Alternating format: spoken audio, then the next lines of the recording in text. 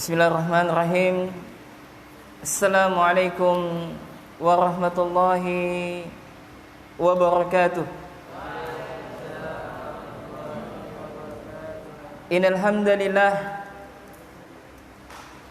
nahmaduhu wa nasta'inuhu wa nastaghfiruh wa na'udzu billahi min shururi anfusina wa min sayyiati a'malina.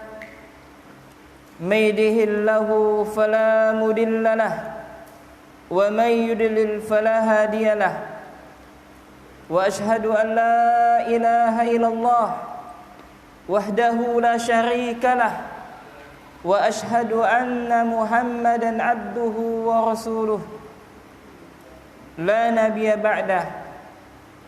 Allahumma salli wa sallim wa barik ala nabiyyina Muhammadin wa ala alihi wa ashabihi wa man tabi'ahum bi ihsanin ila yaumiddin. Sesungguhnya segala puja dan puji hanya milik Allah Subhanahu wa taala, yang mana Allah Subhanahu wa taala masih memberikan limpahan karunia nikmatnya begitu banyak kepada kita, sehingga pada saat ini, sehingga detik ini Allah Jalla Jalaluhu masih memberikan kenikmatan kesehatan kepada kita, nikmat waktu luang, nikmat negeri yang aman, dan nikmat Allah Subhanahu wa taala masih memberikan rezeki kepada kita. Dan kita berdoa kepada Allah, mudah-mudahan Allah Subhanahu wa taala segera mengangkat musibah di negeri kita ini. Salah satunya adalah COVID-19. Dan kita berdoa kepada Allah, mudah-mudahan Allah Jalla Jalaluhu memberikan kesembuhan kepada saudara maupun saudari kita yang mungkin saat ini mereka diberikan ujian oleh Allah berupa penyakit atau musibah berupa COVID-19 ini kepada diri mereka. Mudah-mudahan Allah mengangkat penyakit tersebut dan tidak meninggalkan bekas sedikit pun. Dan mudah-mudahan kita dijauhkan oleh Allah dari segala malapetaka dan juga musibah. Dan sesungguhnya yang dengannya kita senantiasa meminta kepada Allah, dan juga kita senantiasa bertaubat memohon ampun kepada Allah Subhanahu wa taala. Kita berlindung kepada Allah Subhanahu wa taala dari segala bentuk keburukan jiwa-jiwa kita, dan juga kita berlindung kepada Allah dari kejelekan amal-amal kita. Barang siapa yang Allah Subhanahu wa taala berikan petunjuk kepadanya, maka tidak ada seorang pun yang bisa menyesatkannya. Demikian juga sebaliknya, barang siapa yang Allah Subhanahu wa taala sesatkan, maka tidak ada seorang pun yang bisa memberikan petunjuk kepadanya. Kita bersaksi bahwasanya tidak ada ilah yang berhak diibadahi dengan benar kecuali Allah, dan juga kita bersaksi bahwasanya Muhammad adalah hamba dan utusan Allah. Semoga salam senantiasa tetap tercurahkan kepada Nabi kita yang mulia Muhammad sallallahu alaihi wa ala alihi wasallam, kepada keluarganya, kepada sahabatnya, dan juga kepada seluruh umatnya. Allahumma inna nas'aluka ilman nafi'an wa rizqan thayyiban wa amalan mutaqabbalan. Allahumma ya muqallibal qulub tsabbit qulubana ala dinik. Allahumma ya musarrifal qulub sarrif qulubana ala ta'atik. Ayuhat tullab, ikhwani wa akhwati fillah, kaum muslimin dan muslimat, para pemirsa yang sedang menyaksikan kajian via online kami pada malam hari ini, dan juga kepada teman-teman muslim BKR Indonesia chapter Singkawang yang mungkin sedang menyaksikan kajian kami pada malam hari ini, dan juga mungkin wali santri, orang tua santri yang sedang menyaksikan kajian kami pada malam hari ini. Barakallahu fikum. Mudah-mudahan kita semua senantiasa dilindungi oleh Allah Subhanahu wa taala. Insyaallah taala kita akan melanjutkan kita akan membacakan risalah seorang guru kepada muridnya, yakni surat yang ditulis oleh Imam Muhammad bin Ahmad At-Tusi rahimahullah, atau yang dikenal dengan Abu Hamid Al-Ghazali rahimahullah. Ayuhatullah rahimani rahimakumullah. Pada pertemuan yang pertama kita telah sampai kepada perkataan Syekh, yakni halaman 38, yakni Syekh menukilkan hadis Nabi sallallahu alaihi wa ala alihi wasallam, yakni Rasulullah sallallahu alaihi wa ala alihi wasallam bersabda, "Man jawazal arba'ina wa lam yaghlib khairuhu ala syarrihi falyatajahhaz ila an-nar."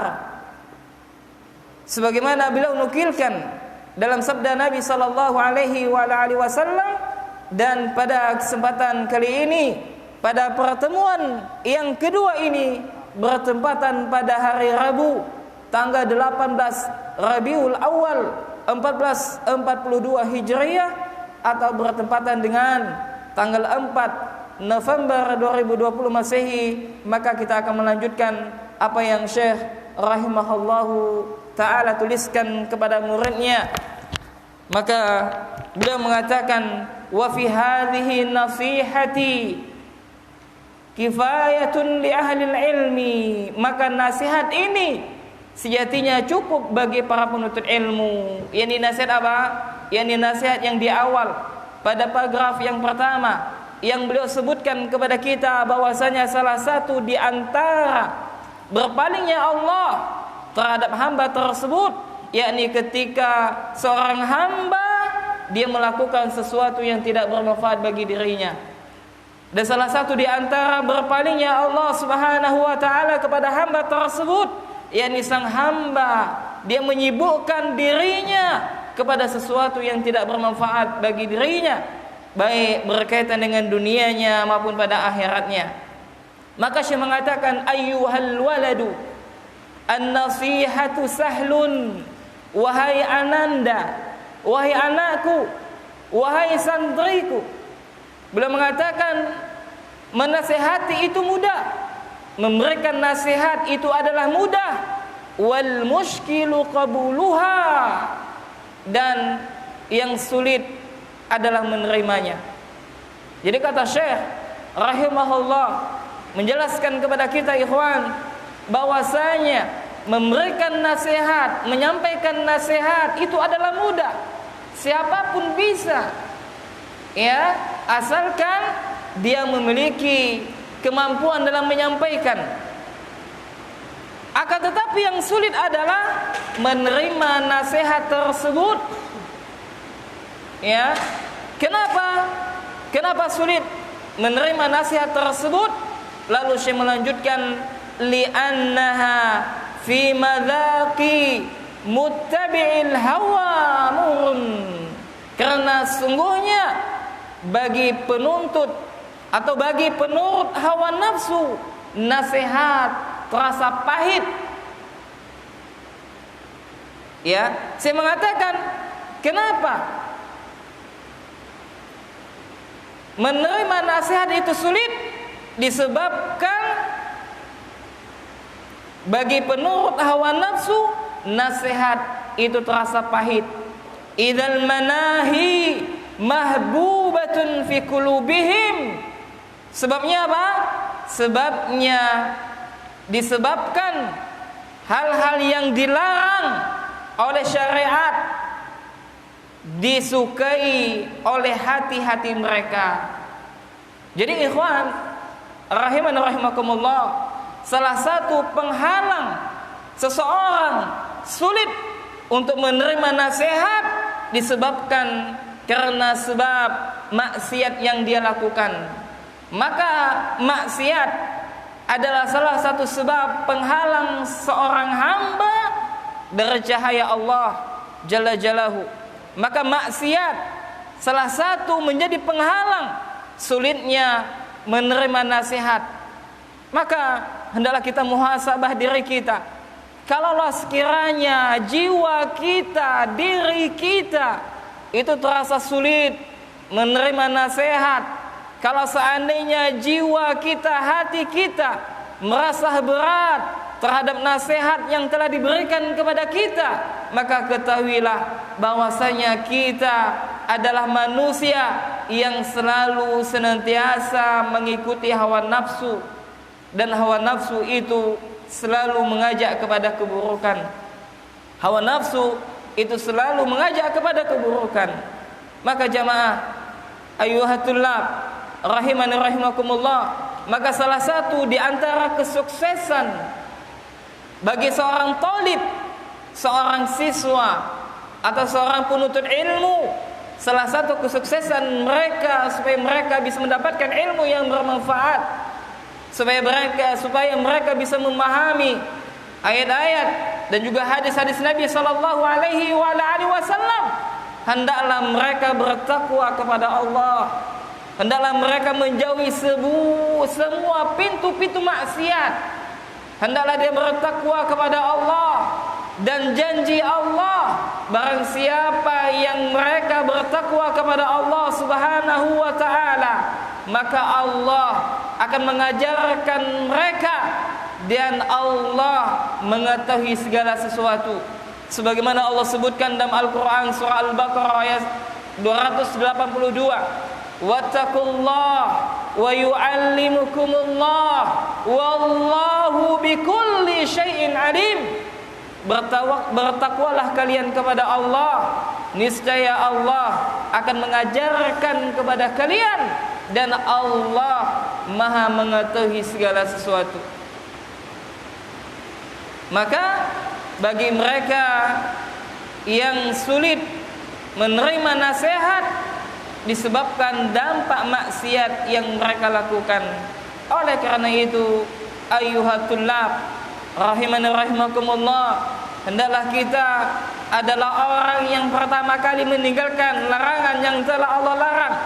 Jangan kita menerjang larangan-larangan Allah sedangkan kita mengetahuinya, waliyadzubillah. Kemudian Syekh melanjutkan, alal khususi man kana talibal ilmi rasmi, dan lebih sulit lagi ya kepada para penuntut ilmu rasmi. Apa itu rasmi? Yakni mereka menuntut ilmu dengan niat tidak mau mengamalkan ilmu. Nah, orang yang seperti ini, para penuntut ilmu yang niatnya dalam belajar bukan karena Allah, yang niatnya menuntut ilmu bukan karena untuk mengamalkan ilmu, ya, maka orang yang seperti ini, kata Syekh Muhammad bin Ahmad At-Tusi rahimahullah, adalah orang yang paling sulit untuk menerima nasihat. Bisa difahami ya? Terlalu cepat kah? Hah? Baik, minum loh.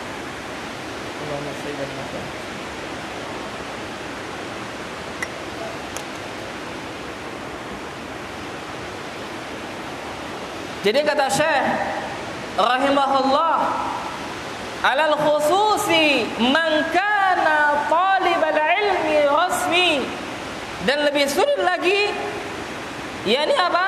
Memberikan nasihat kepada para penuntut ilmu yang niat dia menuntut ilmu untuk tidak diamalkan. Ya.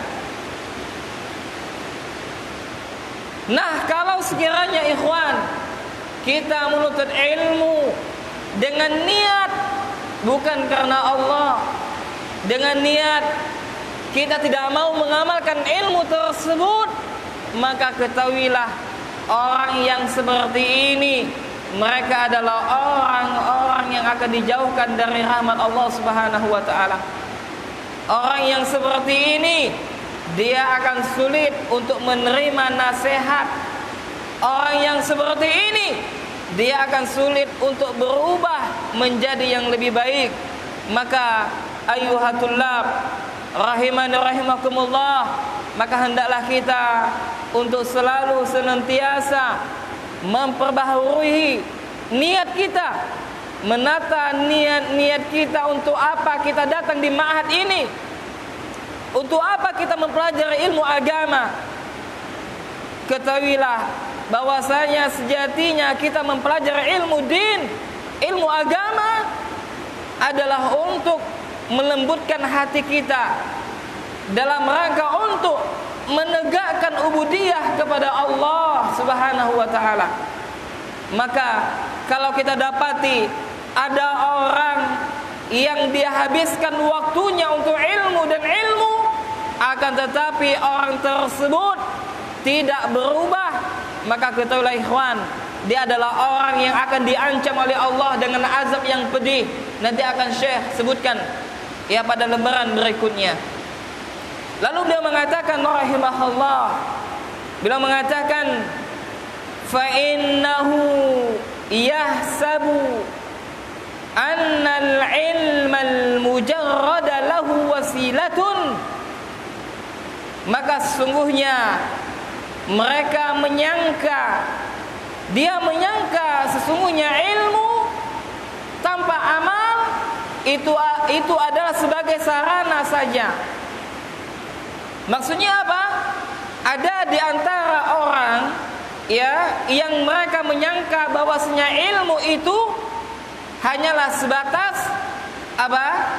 Referensi saja. Ya, hanyalah sebatas sebagai sarana saja. Ya, sebagai apa namanya? Sebagai sebuah ilmu pengetahuan yang mereka menyangka boleh untuk tidak diamalkan. Sayakunu najatuhu wa khalasuhu fihi, dan mereka menyangka bahwasanya ilmu tanpa diamalkan akan mendatangkan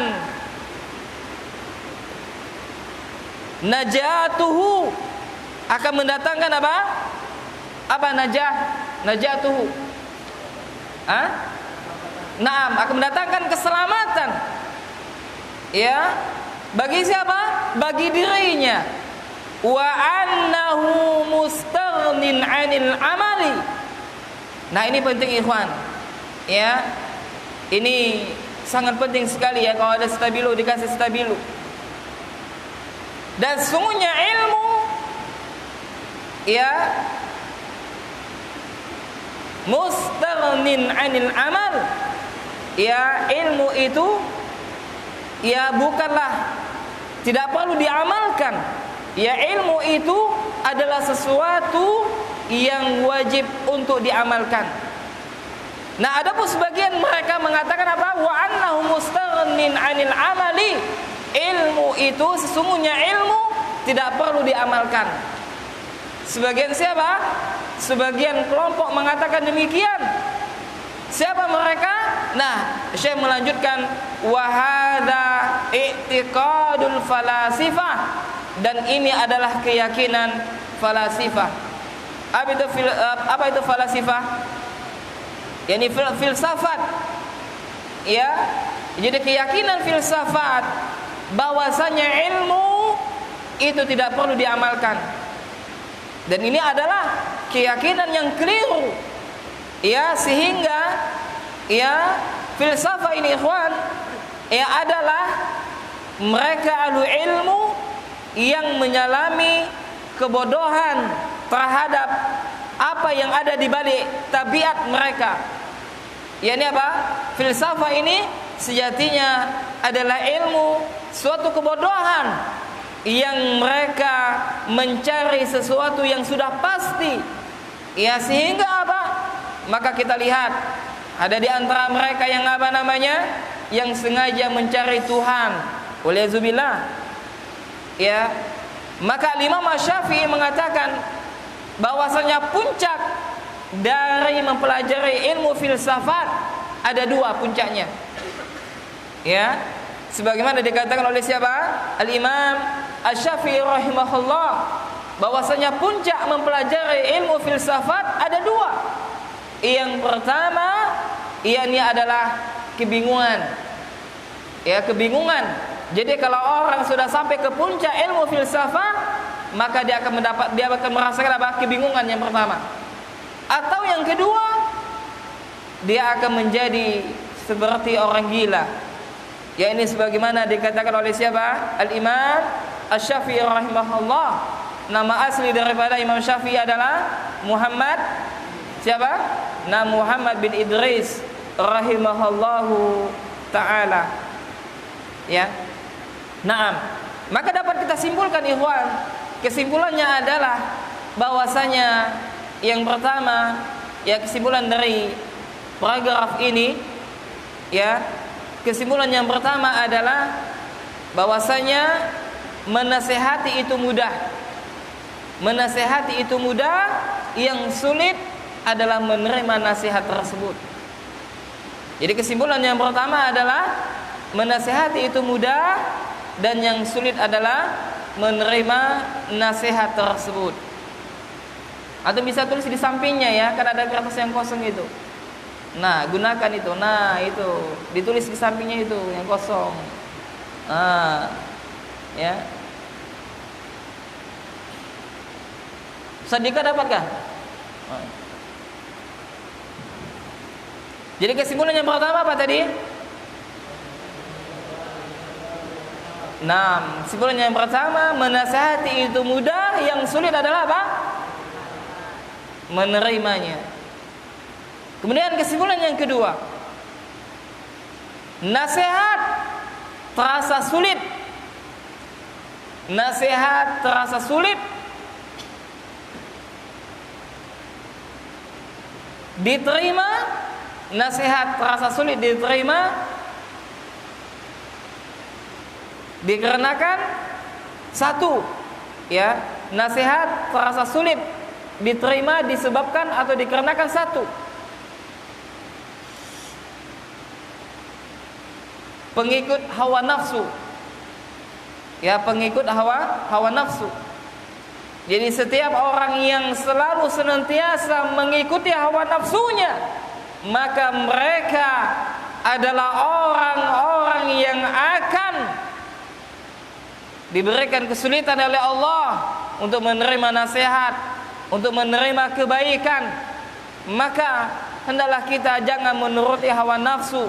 Hendaklah kita berlindung kepada Allah dari hawa nafsu yang selalu senantiasa mengajak kepada kejelekan. Sebagaimana perkataan siapa, ikhwan? Perkataan Nabi Yusuf alaihissalam yang Allah nukilkan dalam Al-Quran surah Yusuf ayat 30. Innan nafsa la'ammaratun bisu. Sesungguhnya hawa nafsu itu selalu senantiasa mengajak kepada keburukan. Illa man rahima rabbi, kecuali bagi mereka yang dirahmati oleh Tuhanku. Ya. Kemudian sebab yang kedua, tadi yang pertama pengikut hawa nafsu, yang kedua sebabnya adalah dampak dari maksiat. Ya, dampak dari apa? Dari maksiat. Ya, dampak dari maksiat. Dampak dari maksiat. Sebab yang ketiga,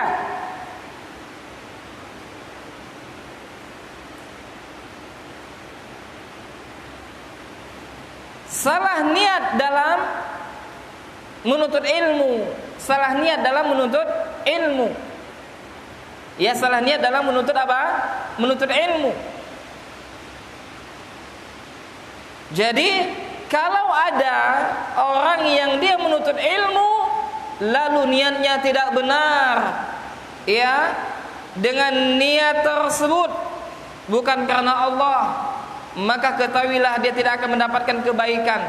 Apa salah satu contohnya, ikhwan? Niat yang salah dalam menuntut ilmu, yakni apa?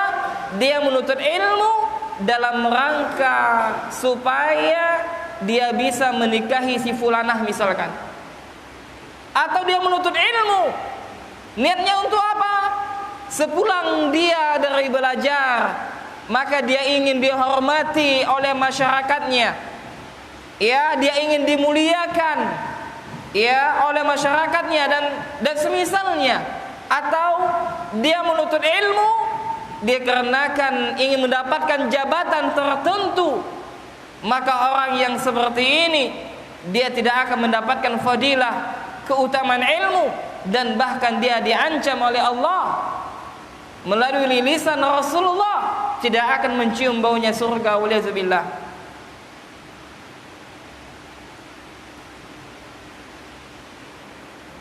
Kemudian kesimpulan yang keberapa? Keempat. Ketiga, bahwasanya ilmu tanpa amal tidaklah bermanfaat. Ilmu tanpa amal tidaklah apa? Bermanfaat. La yanfa. Tidak ada manfaatnya. Ya. Nanti akan Syekh sebutkan di sini, subhanallah sangat bagus sekali beliau memberikan perumpamaan supaya kita faham kenapa kita berilmu, kita harus beramal. Maka nanti akan disebutkan oleh Syekh. Maka ilmu tanpa amal tidaklah bermanfaat. Kemudian kesimpulan yang keberapa? Kesimpulan yang keempat. Salah satu di antara keyakinan yang sesat, salah satu di antara keyakinan yang sesat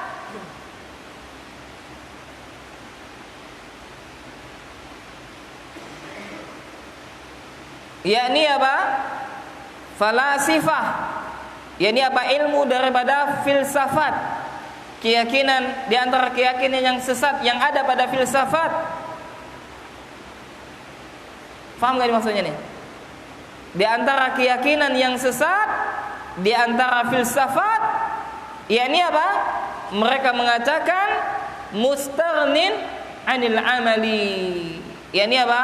Ilmu tidak perlu untuk diamalkan. Paham tak ikhwan? Kalau ahli sunnah mengatakan bahwasanya ilmu itu harus diamalkan, bahkan buah daripada amal adalah ilmu. Maksudnya buah daripada ilmu adalah amal. Ini sebagaimana dikatakan oleh Syekh Muhammad bin Shalih Utsaimin, dan kemarin telah kita sampaikan, ya kita nukilkan, beliau mengatakan wal amalu thamaratul ilm, wal amalu fi haqiqati thamaratul ilm. Ya, amal pada hakikatnya adalah buah daripada ilmu. Ya. Kemudian kesimpulan yang keberapa, ikhwan? Kesimpulan yang kelima atau yang terakhir ini, hendaklah kita bertakwa kepada Allah. Hendaklah kita senantiasa bertakwa kepada Allah. Hendaklah kita senantiasa bertakwa kepada Allah. Dengan takwa maka Allah akan mengajarkan kepada kita sesuatu yang tidak kita ketahui.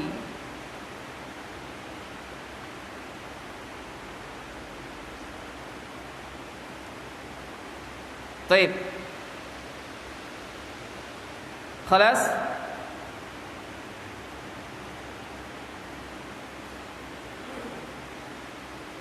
Khalas? Baik, kita lanjutkan. Qala musannif rahimahullah, beliau mengatakan subhanallahil azim, maha suci Allah yang maha agung, la ya'lamu hadzal qadra. Jadi saya menjelaskan ya apa tentang keyakinan i'tiqadul falasifah. Ya, beliau mengatakan yakni apa? Subhanallahil azim, maha suci Allah dan maha agung, la ya'lamu hadzal qadra. Dia tidak mengetahui kedudukan ini. Kedudukan apa di sini, Ikhwan? Nah, kedudukan ilmu. Annahu hina hasala al-ilma, yakni apa? Bahwa ketika sudah memperoleh ilmu. Maksudnya apa? Ketika seseorang yang dia sudah memperoleh ilmu atau telah sampai ilmu kepadanya, idza lam ya'mal bihi, lalu dia tidak mengamalkannya. Ketika dia telah mengetahui suatu ilmu, misalkan Allah menyebutkan wala taqrabuz zina, jangan kalian dekati zina. Dia mengetahui terdapat larangan terhadap zina, akan tetapi idza lam ya'mal bihi, lalu dia tidak mengamalkan ayat tersebut, maka apa kata Syekh rahimahullah, takunul hujjatu alaihi akidun, maka ilmunya akan menjadi hujah yang kuat yang akan mengalahkannya. Maksudnya apa, ikhwan? Maksudnya ketika seseorang yang dia sudah tahu larangan, lalu dia menerjang larangan tersebut, maka kelak ilmu yang dia miliki akan menjadi hujah di hadapan Allah Jalla Jalaluhu. Maka ikhwan rahimana rahimakumullah, pada hari kiamat nanti siksaan yang paling berat yang Allah timpakan adalah mereka yang berilmu akan tetapi tidak mengamalkan ilmunya. Sebagaimana Syekh menukilkan apa yang dikatakan oleh Rasulullah sallallahu alaihi wa alihi wasallam, kama qala Rasulullah sallallahu alaihi wa alihi wasallam, sebagaimana Rasulullah sallallahu alaihi wa alihi wasallam bersabda, inna asyaddan nasi azaban yaumal qiyamah, sesungguhnya siksaan manusia yang paling asyadda, yang paling berat siksanya pada hari kiamat, yakni manusia yang paling berat siksanya pada hari kiamat, siapa mereka?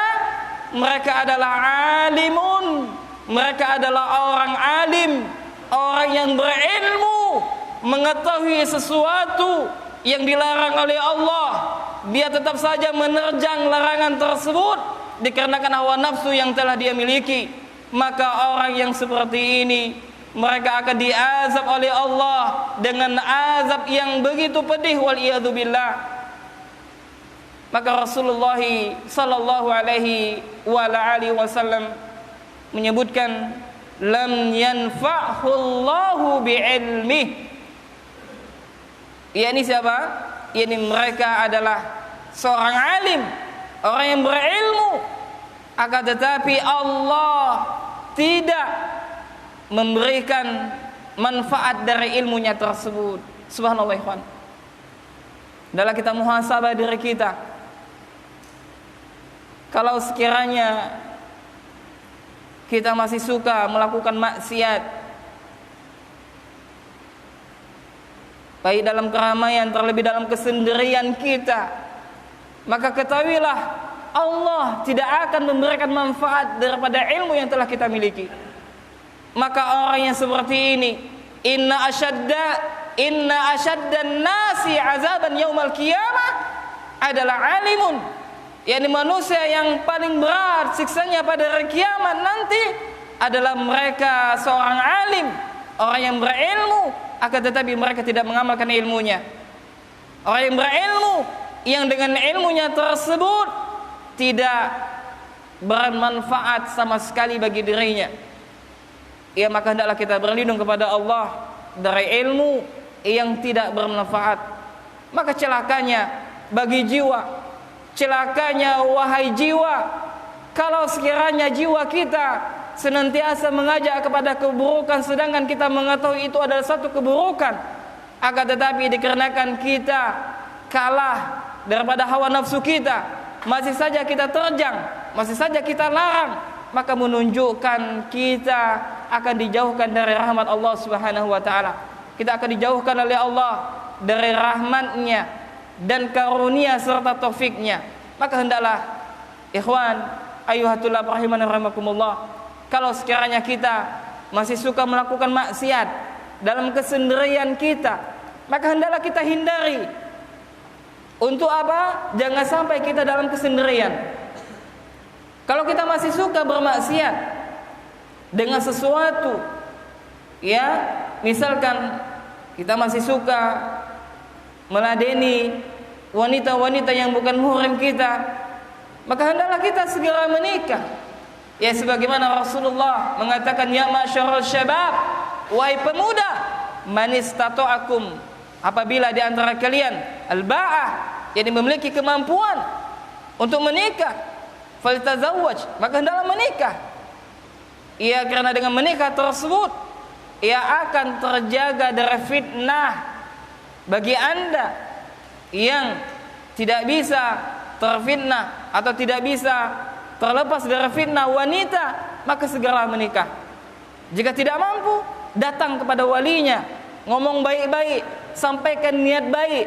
Kalau Anda hendak menikahi anaknya, akan tetapi terhalang dari segi biaya, dan insya Allah pasti ada jalan keluarnya, asalkan satu, kita berani dan kita berusaha semaksimal mungkin kita menikah dalam rangka supaya kita tidak terjatuh kepada kubang maksiat dan dosa, supaya kita tidak terjatuh kepada lubang syahwat dan fitnah, waliyadzubillah. Naam. Kemudian ayyuhatulab rahiman rahimakumullah, lalu Syekh Al-Imam Muhammad bin Ahmad At-Tusi atau dikenal dengan Abu Hamid Al-Ghazali rahimahullah, beliau melanjutkan, wa ruwiya anna Junaida qaddasallahu ruhahul aziza, yakni diriwayatkan sungguhnya dari Junaida, Junaid, semoga Allah mensucikan ruhnya yang mulia, ru'ya fil manami ba'da mautihi. Jadi ikhwan, Junaid ini adalah salah seorang pemuka tasawuf pada zamannya. Beliau adalah seorang ulama ahli tasawuf yang zuhud kepada dunia. Karena Imam Ghazali dulu di awal-awal dia belajar, dia adalah yang pemikirannya ke arah tasawuf.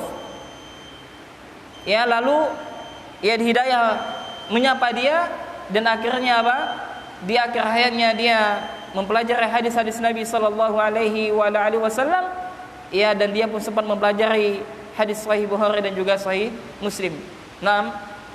Mungkin azan dulu, akan kita lanjutkan 5 menit setelah azan.